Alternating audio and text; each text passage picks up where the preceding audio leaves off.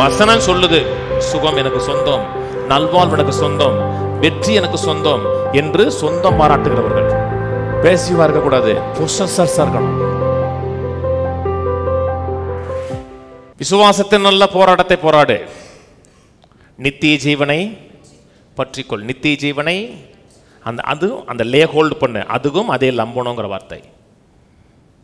பற்றிக்கொள்னா இருக்க பிடிச்சுக்கோ, குடுக்காலுக்கு பிடிச்சுக்கோ. விசுவாசத்தின் நல்ல போராட்டத்தை போராடு. போராடுனா தேவனோடு போராட வேணாம். தேவனுக்கு நமக்கு யுத்தமே கிடையாது.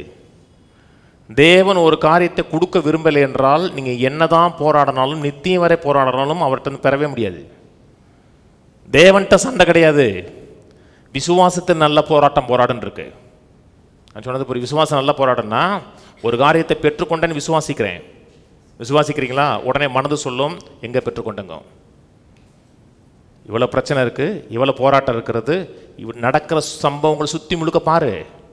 எது உனக்கு நல்லா இருக்கு, எது உனக்கு இன்பமாக இருக்குது, எது உனக்கு ஆசீர்வாதமாக இருக்குன்னு சொல்லி சுற்றி இருக்கிற அத்தனை காரியங்களையும் மறுமாக்கப்படாத மனது உங்களை வந்து அட்டாக் பண்ணும். அந்த நேரத்தில் தான் விசுவாசத்தில் நல்ல போராட்ட இல்லை. நீ 1000 காரியங்களுக்கு எதிராக இருந்தாலும் சரி, எனக்கு அது கிடைக்கல, என் வாழ்க்கையில் இல்லைன்னு என் உணர்வுகளும் சிந்தனைகளும் சொன்னாலும் சரிதான்.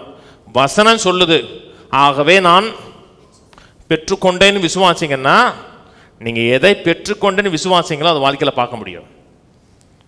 என்ன பிசாசு இருப்பான், பிசாசு 1000 எண்ணங்களை 1000 சிந்தைகளை உள்ள வைப்பான். அத்தனை மத்தியிலே பெற்றுக்கொண்டேன் என்று விசுவாசிக்கிறோம், உறுதியாக விசுவாசிக்கிறோம், இதை நான் அடைந்துட்டேன்னு விசுவாசிக்கிறோம்.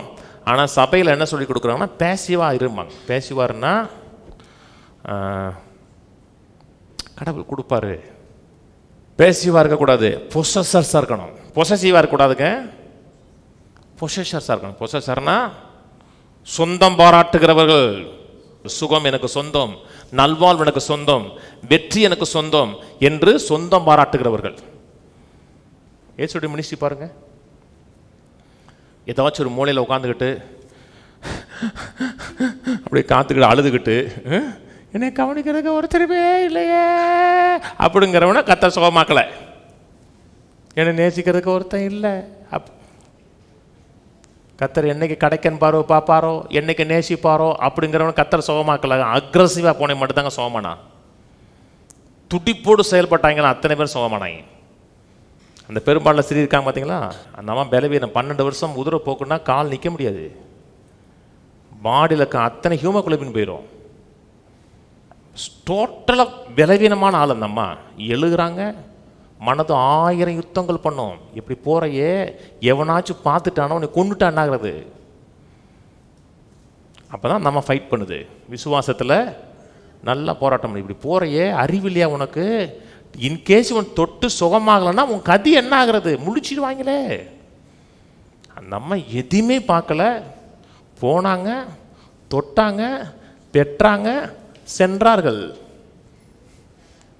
அந்த அம்மா ஆண்டவர் கூப்பிடலாம், அந்த அம்மா மூவ் ஆகிட்டே இருக்கும். அப்போ ஆண்டவர் சொன்னார், மகளே உன் விசுவாசம் உன்னை ரட்சித்ததுனர். ஆண்டவர் திட்டலை, சிஸ்டர் என்ன பொறுப்பில்லாத தன்மை, கேட்காம எடுக்கிறீங்க, மேனர்ஸ் இருக்கல உங்களுக்கு, நீங்கள் மாட்டுக்கு வரீங்க, நீங்கள் மாட்டு எட்டு போகிறீங்க, இதான் இப்படித்தான் சொல்லி கொடுத்துருக்காங்க உங்களுக்கு, மேனர்ஸ் வேணாமா சொன்னாரா? கொஞ்சம் காத்துருமா, பொறு, ஏன் அவசரப்படுற, அவசரமாக போயிட்டு இருக்கோம்ல அப்படி சொல்லல. அவர் அவசரமாக போயிட்டு இருந்தாரா? அவசரமான வேலையை போயிட்டு இருந்தாருங்க. நின்று அந்த அம்மாட்ட பேசி அந்த அம்மாவை அப்ரிஷியேட் பண்ணார். விசுவாசம் காத்திருக்காது. காத்திருக்காதுன்னா நாம் பெற்றுக்கொள்ள வேண்டும் என்று நம்முடைய கையில் இருக்க வேண்டும் என்று எதை விரும்பினாரோ அதை பெறுவதற்கு காத்திருக்காது.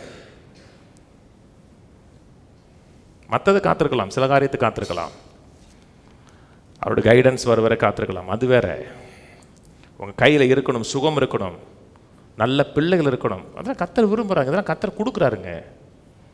அதுக்காக காத்திருக்க வேணாம், போகணும், லே ஹோல்டு பண்ணணும். ஒருத்தன் வர்றான், சோம்பேறிகள் சுகமே ஆகலைங்க. இயேசுடைய மினிஸ்ட்ரியில் அத்தனை பேரும் அக்ரஸிவாக இருந்தால் சுகமானா, தெரிஞ்சதான் சொல்கிறேன். இயேசு ஒரு வீட்டில் பேசுகிற, வீடு முழுக்க ஃபுல்லாக இருக்குது. வீடு ஃபுல்லாக இருக்குன்னா அத்தனை பேரும் விஐபிஸ் உட்காந்துருப்பான். பரிசேயர்கள் உட்காந்துருக்காங்க.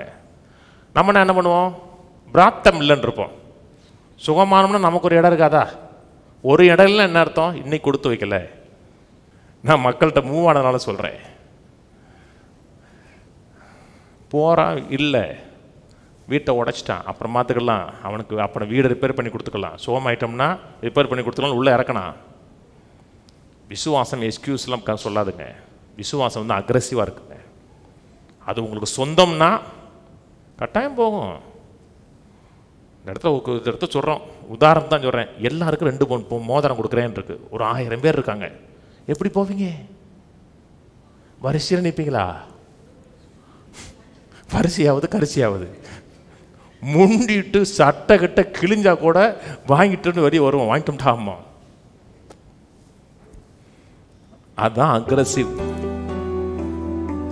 அந்த அக்ரெசிவ் காமிச்சிங்கன்னா பெற முடியும்.